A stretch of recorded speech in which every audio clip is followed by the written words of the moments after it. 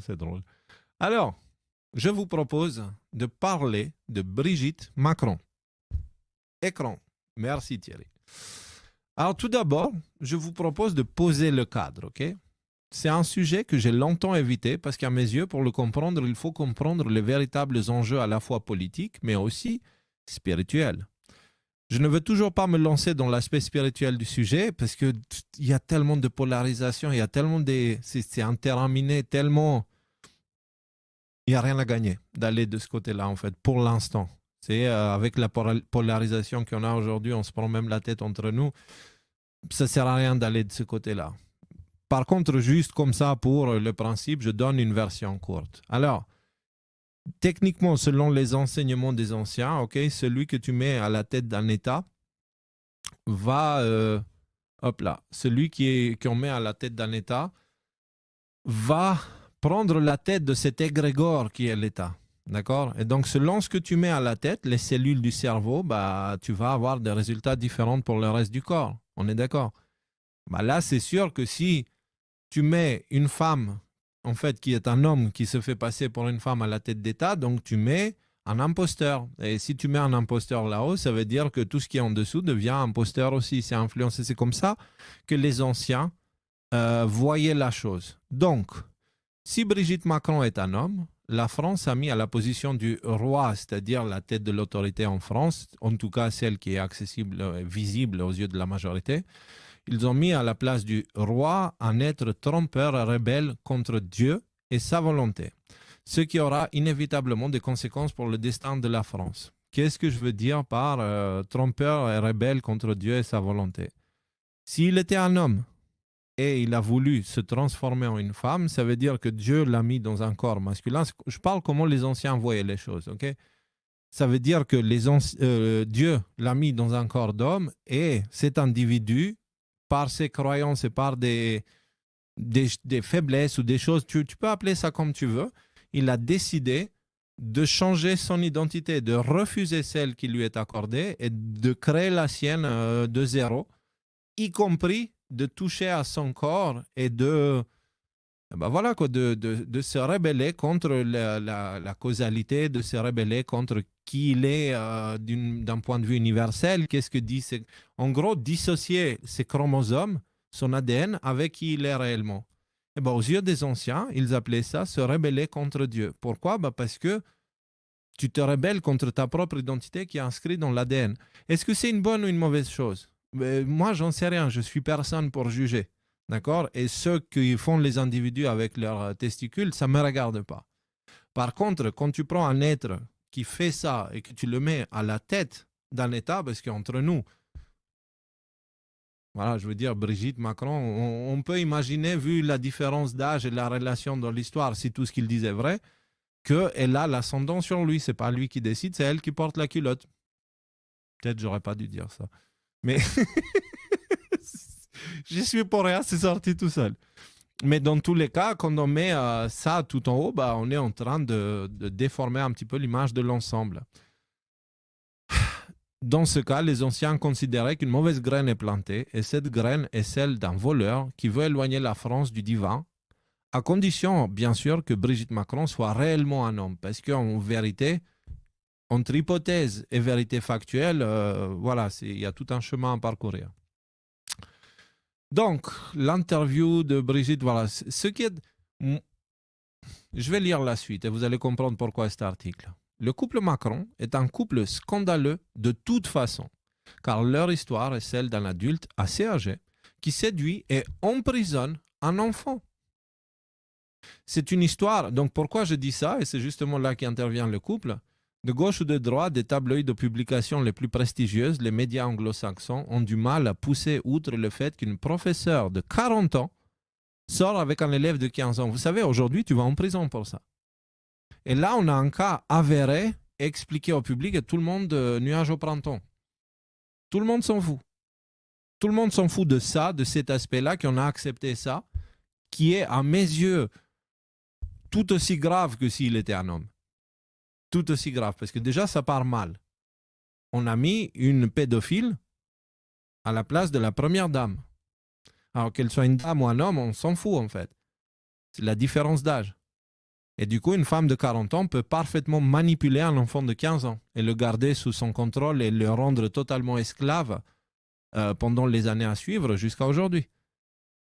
Donc ça, c'est un problème quand même. C'est un problème que, pendant que tout le monde parle des couilles de Jean-Michel, pour moi, ça, c'est un problème plus important. Couilles ou pas couilles, tu vois. Alors, c'est une histoire de pédophilie qui tombe mal pour un pays qui est appelé Pédoland par les initiés de Babylone. La vraie histoire du couple Macron pose donc problème pour commencer. Cela dit, si Brigitte s'avère d'avoir des testicules, l'histoire pédophile ne change pas forcément. En ce qui me concerne, il y a quelques points qui ont attiré mon attention sur tout ça que je partage ce soir avec vous. Je ne voulais pas parler du sujet, mais tout le monde en parle, alors j'y vais pour essayer d'apporter un peu de nuance. Essayer d'apporter un peu de nuance et partager avec vous plutôt mes incertitudes que voilà. Alors, timing. Premièrement, pourquoi Macron a senti le besoin de répondre maintenant à des attaques concernant Brigitte qui datent d'il y a longtemps? J'ai bien aimé la réponse d'Alexis de Radio-Québec qui explique que les dossiers que Trump aurait sur Macron et sa vie sexuelle, on a appris ça, tu sais, quand ils ont découvert que Trump avait des dossiers chez lui, un des dossiers, c'était... il disait que c'était sur Macron et sa vie sexuelle. Alors, concernant Brigitte Macron, et que ces dossiers sont utilisés pour faire pression à Macron. Donc, en gros, Trump, il a ces dossiers-là, il met la pression à Macron en le menaçant qu'ils vont révéler Trump ou ceux qui sont avec Trump, quoi. Et tout ça pour qu'il enlève sa langue, que Macron enlève sa langue de l'anus de Zelensky et de ses maîtres. Parce que, je ne sais pas si vous avez entendu, mais moi j'ai entendu aujourd'hui que cette histoire d'envoyer des troupes en Ukraine, qu'elle était en train d'avoir lieu. C'est-à-dire même si Poutine l'a dit non, et tout ça, apparemment les services de renseignement russes disent qu'ils ont entendu que la France va envoyer 2000, c'est une rumeur. C'est une rumeur, d'accord? Donc, c'est vraiment une rumeur. Je confirme rien. Je dis juste ce que j'ai pu voir à gauche, à droite, qui ne m'étonnerait pas si c'est vrai. Les services de renseignement russes sont en train de dire que la France s'apprête à envoyer environ 2000 soldats sur le territoire ukrainien et la Russie a bien indiqué que s'ils les voient arriver, ils seront cibles prioritaires. Donc, pas seulement ils ne vont pas faire marche arrière parce que c'est des Français, ils vont les prendre en premier. Donc, à vous, chers soldats de la Légion étrangère, j'imagine, hein, parce que c'est eux la chair à canon de l'armée française, n'y allez pas. N'y allez pas. Bref, et donc vous avez ici le live d'Alexis qui vous explique qui vous explique ces choses-là, en fait, et avec plein d'autres informations que je trouve pertinentes et que j'ai juste pas envie de réaborder. Alexis le fait bien. Et voilà, moi je n'ai pas mis mon nez suffisamment dans cette affaire pour commencer à sentir ce qui se passe. Voilà. Mais en tout cas, j'ai remarqué que ça sent un peu le caca. Mais pas pour les raisons que tout le monde se fixe dessus, pour d'autres raisons. Alors, on parlait de Macron et de sa langue collée dans l'anus de Zelensky. N'oublions pas la signature des accords de sécurité bilatéraux entre Macron et l'Ukraine et les propos de Macron sur l'éventuel envoi des troupes sur le sol ukrainien, ce qui a eu pour effet d'irriter d'autant plus la Russie et Poutine. Macron aurait donc réagi pour préparer le terrain de ce sujet-là, donc du chantage que Trump lui fait avec son dossier, quoi. L'homme non devant les yeux du public pour décrédibiliser tout ce qui est lié à Brigitte Macron, une façon pour lui de prendre le contrôle du narratif. En gros, Macron fait l'accord de sécurité bilatérale avec Zelensky. Trump, les patriotes, l'armée américaine, on appelle ça comme tu veux, ils disent à Macron, tu sais, arrête ce que tu fais parce que sinon on va révéler les trucs sur toi. Et Macron qui entend ça mais qui sait qu'il ne peut pas reculer avec Zelensky, se retrouve piégé. Donc du coup, il décide de prendre le contrôle du narratif concernant Brigitte Macron en soyant le premier à l'aborder. Pas le premier, mais le premier à le rappeler. Et comme ça, lui, il le rappelle, les gens commencent avec leur théorie complotiste, après les fact-checkers débarquent, ils fact-checkent tout ça, machin, blablabla, et ils créent une raison avec une loi contre la haine en ligne et toutes ces conneries-là. C'est assez classique comme principe. Et du coup, ça veut dire aussi que Macron reçoit de la pression de la part des patriotes, en tout cas aux États-Unis, des patriotes américains, Trump et tout ça, quoi. Ça, c'est un signe que, bah ouais, si on observe la situation objectivement, on peut avoir cette conclusion-là. Allez voir le live d'Alexis, vous allez comprendre. Moi, ce qui m'intéresse dans cette histoire-là, c'est ça. C'est l'implication des services secrets. Et moi, c'est ça qui, dès que j'ai entendu ça, ça fait ting. Bon, bah, ok, il faut que l'on parle. Je vous propose de regarder un extrait de la vidéo de Cadence Owens qui reprend les éléments du documentaire de Faits et Documents. Alors, voici, ici, vous trouverez la vidéo entière de Cadence Owens. Moi, je l'ai pris et j'ai pris un extrait de cette vidéo que j'ai mis juste en dessous. Si vous voulez la version complète, elle est dans l'article ou sinon sur le compte de Quartz Traduction. D'accord? Alors, voilà l'extrait en question. Écoutons ensemble. La seule photo qu'ils aient jamais présentée du prétendu mariage entre Brigitte, devenue Brigitte Macron, et son premier mari, apparemment inexistant, est celle-ci. Vous avez peut-être pu voir cette photo circuler, mais cette photo a été débunkée. Il a été prouvé qu'ils l'ont agrandie. Il s'agit en fait d'une photo d'un homme nommé Jean-Louis Auzière, avec sa première femme, Susan Spray.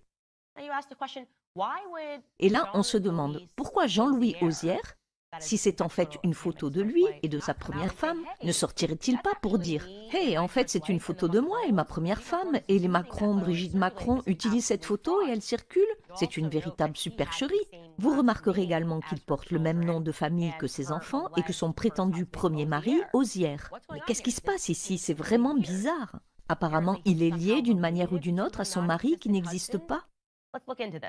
Voyons cela de plus près. Je vais vous expliquer très lentement ce qu'il en est. Voici la théorie, et encore une fois, je tiens à préciser que je le crois crédible au vu de la réaction de la presse et de l'absence de démenti. Mais il s'agit que d'une théorie. La théorie est que Jean-Louis, cette personne que vous venez de voir, la personne photographiée sur cette photo de mariage, était extrêmement proche de Jean-Michel Trogneux, devenu Brigitte Macron, ok ? Lui et Jean-Michel Trogneux étaient extrêmement proches. En fait, il est membre de l'équipe enseignante de la Providence. Et Jean-Michel a eu des enfants, 3 enfants avec sa nièce, une femme nommée Brigitte Proba Auzière, ce qui est assez déroutant. Ralentissons un peu, d'accord? La personne dont ils ont utilisé la photo, Jean-Louis, a une nièce qui s'appelle Brigitte Auzière. Je vous montre une photo ici. Brigitte Proba Auzière, avec qui Jean-Michel, aujourd'hui première dame de France, a eu 3 enfants. Alors quand Jean-Michel a décidé de faire une transition, après avoir eu ses 3 enfants avec cette nièce, Jean-Louis a aidé son ami parce qu'il faisait partie de la famille. Le père des enfants de la nièce, essentiellement de la famille, il a dit « je vais vous aider dans cette transition ». Et comment a-t-il aidé son ami? Eh bien, Jean-Louis aurait des liens très étroits avec les services secrets français. Cela a donc rendu les choses très faciles, ou du moins plus faciles. Qu'est-ce qu'il avait, ce cher Jean-Louis Auzière? Il avait des liens avec les services secrets.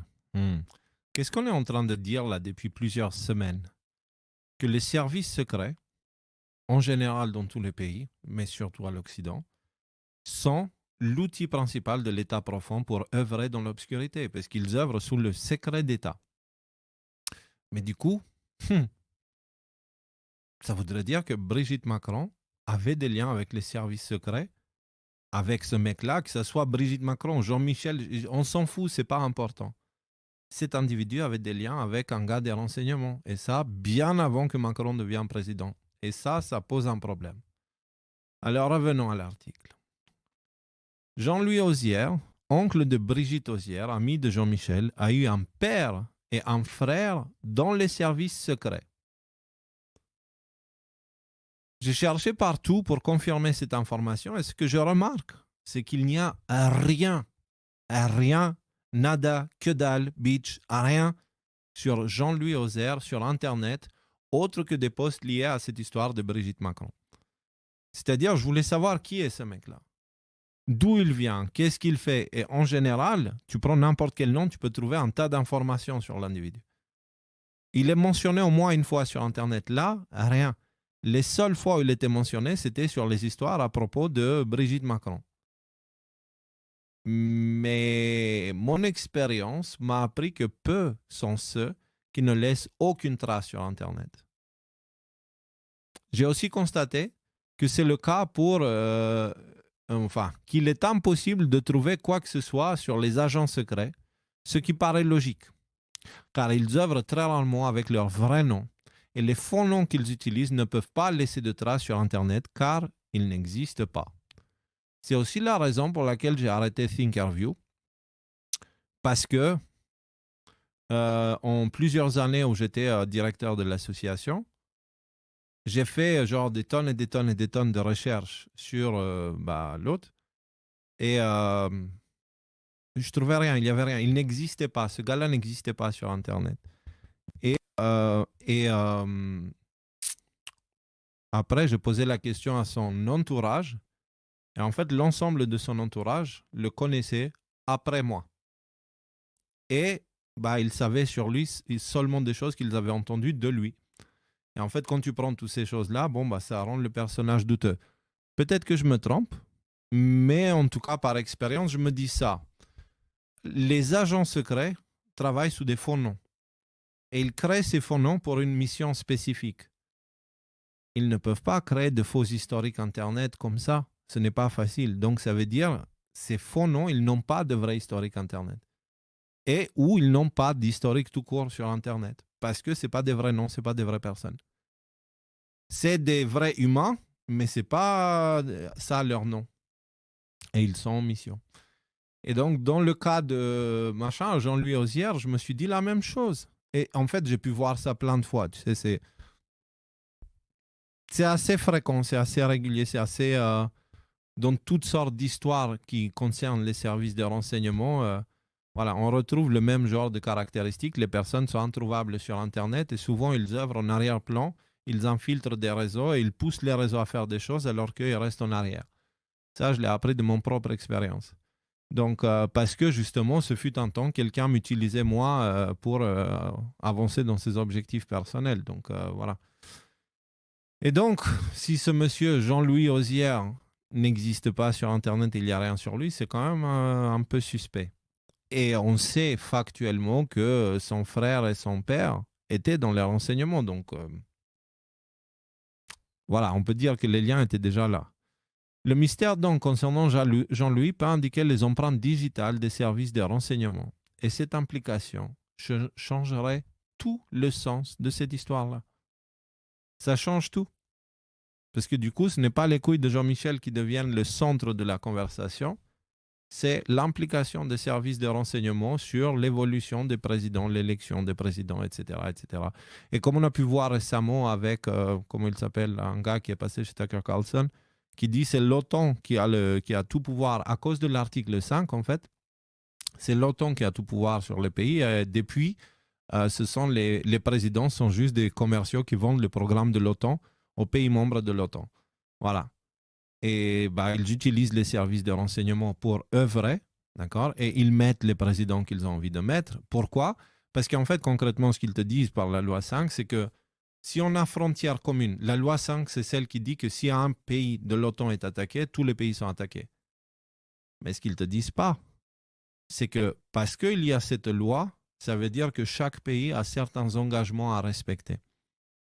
Et ces engagements-là, il y a une partie que les gens connaissent et il y a une partie que les gens ne connaissent pas parce qu'elle est dans le domaine du top secret. Et dans cette partie que les gens ne connaissent pas, il y a des choses à propos des élections, il y a des choses à propos de qui on met président, il y a des choses à propos du contrôle médiatique, il y a des choses sur les attentats terroristes et tout ça, tout ça. Donc, si les services de renseignement connaissaient Brigitte Macron ou Jean-Michel Trogneux, peu importe, ce n'est pas important encore une fois, bien avant que Macron soit élu, ça veut dire que le président actuel, il a été kidnappé psychologiquement par une personne qui était en contact avec les services de renseignement. Et ça, c'est moyen, c'est bof. Parce qu'on a vu que les services de renseignement, c'est la main des États-Unis, la main de l'État profond pour la France et l'Europe. Donc, ça veut dire que Macron a été placé là. C'est un élément en plus. C'est pas la même chose. Je m'en fous, encore une fois, des couilles de Jean-Michel. Alors, en effet, les services secrets sont la main principale de l'œuvre de l'État profond globaliste. On a pu voir les liens des services secrets français avec Viginum et les autres opérations de contrôle du narratif. Indirectement, tout ceci révèle la présence des mains de la CIA et du Pentagone, entre autres, car ces derniers utilisent les services secrets français pour imposer leur volonté en France et en Europe. Cela expliquerait aussi pourquoi Trump posséderait des documents concernant la vie sexuelle de Macron. D'où il les a eus, Trump? De ses propres services de renseignement. Donc ça veut dire qu'il tient Macron par les couilles de Jean-Michel. Pardon. En tout cas, voilà que l'État profond, que Macron est tenu au chantage par l'État profond, en fait. Et le chantage, on sait que c'est la façon principale que l'État profond utilise pour avancer dans ses plans. Quelques conclusions, ou une conclusion. En réalité, ce que Brigitte Macron fait au niveau personnel, je m'en fous royalement. Cela dit, on vient de constater que Brigitte Macron a des liens depuis longtemps avec un certain Jean-Louis Auzière, qui est lié au service secret. Alors que ce soit en tant que Brigitte ou Jean-Michel, cela n'est pas forcément le point le plus important. Quand on analyse l'historique de l'œuvre des services secrets, que ce soit par rapport au terrorisme ou le ministère de propagande macronesque, j'ai nommé Viginum et voilà, la commission Branleur et tout ça, quoi. Branleur, mais bon, vous comprenez. On ne peut qu'être ennuyé de l'omniprésence des services secrets dans les affaires qui finissent toujours par enlever des libertés au peuple français. Les services de renseignement œuvrent dans le secret pour une raison, et ce n'est pas pour protéger la France contre l'ennemi étranger, mais plutôt pour protéger les services secrets du regard des Français.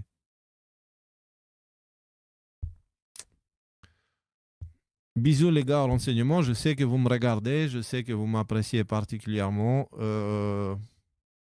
J'en ai rien à foutre. On y va.